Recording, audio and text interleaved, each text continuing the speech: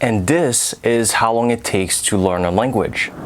Most people have no idea of how long it really takes to learn a language. And in my opinion, this is a little bit strange because we actually have a lot of very good data on this. My name is Louis and I've learned multiple languages to pretty high levels, among which English, my native language is actually French. And so I'm going to use my experience as well as scientific data in order to show you how long it actually takes to learn pretty much any language. So a lot of people are trying to learn, foreign languages nowadays. I mean, just look at the number of new textbooks and apps and software that comes out every year. And there is some sort of underlying anxiety from people to really understand. They want to know how long it's going to take them to actually learn the language to the point where they're able to speak it. And so a lot of times what you'll find online is that a lot of people estimate by a number of months or a number of years, for example, but I feel like it's a lot better to actually estimate using a number of hours. And specifically in this video, I'm going to use FSI data. So the FSI, or the Foreign Service Institute, is an institute in the US that is in charge of recruiting and training and testing a lot of government officials. And not only that, but a lot of US agencies actually use the FSI Absolute Language Proficiency Ratings to measure a prospective employee's ability to speak a language. Once someone is hired, they also use this scale in order to evaluate the language proficiency of an employee to assess them for a promotion, for example. And because the FSI has actually trained and tested hundreds, if not thousands of people, we actually have a ton of data of how long it takes to learn pretty much any language. The FSI test is always the same.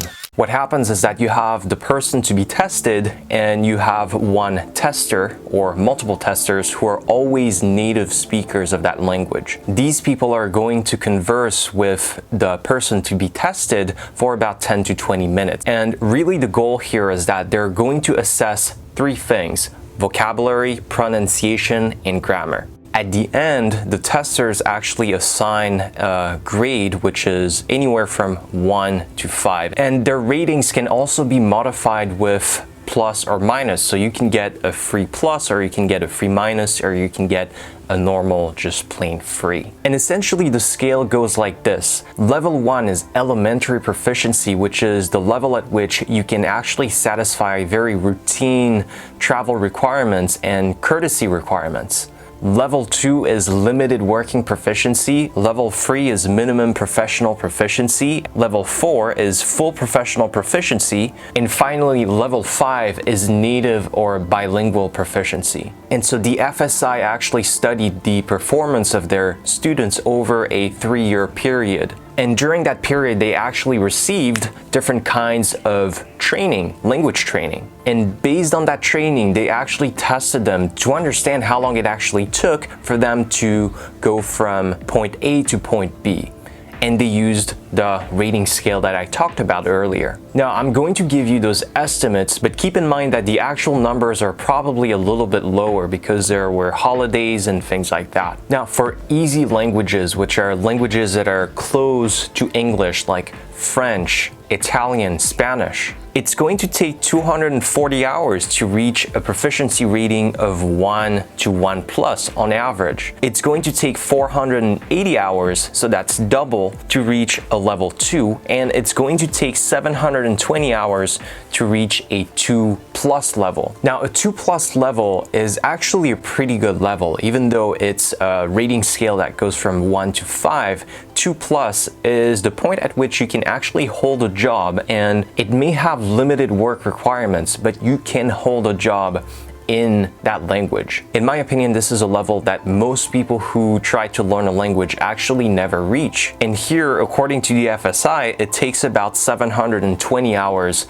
to reach that kind of level. Now, the second category of languages are the hard languages, languages that are more difficult and it takes a lot more time to actually learn them. Languages like Arabic, Korean, Japanese, Chinese, and there are many other languages in that category as well. And for those languages, it takes 360 hours to reach a 1 to 1 plus proficiency rating. It takes 720 hours to reach a 1 plus to 2 rating, and it takes 1,320 hours to reach a 2 to 3 rating. Remember that a level of free is minimum professional proficiency, meaning that you're able to participate effectively in the most formal and informal conversations on practical, social, and professional topics, which is a very, very good level to be at, in spite of its name. You know, minimum professional proficiency, because you have minimum, it doesn't sound that great, but it's actually a very, very good level to be at. Now, I've given you these estimates, but you're probably wondering what kind of training did they have to go through in order to reach that level of proficiency in that number of hours? Well, all of the students of the FSI took the FSI intensive course, where they basically studied the language that they tried to learn for 6 hours a day, 5 days a week, in a class of no more than 10 students, and they had 2 people at their disposal. One very experienced linguist and another person who was a well-trained drill master. Essentially, the FSI is a language learning paradise. In addition to that, the students are highly motivated because their job is on the line, and so optimal results can be achieved with that combination of factors. I don't want to take anything away from the FSI intensive courses, but actually it is possible for the average Joe, just like you and me, to achieve those kinds of results if we follow effective language learning methods. And there are a few issues with the FSI intensive courses. First of all, it's very unlikely that by following 6-hour courses every single day you're studying for 6 hours, you're probably not going to be super focused during those 6 hours. Whereas for the average person like you and me, we're probably going to spend anywhere from 30 minutes to an hour daily studying the language, and this is a much more realistic figure. In addition to that, in my own experience, it's good to actually have a slower pace, because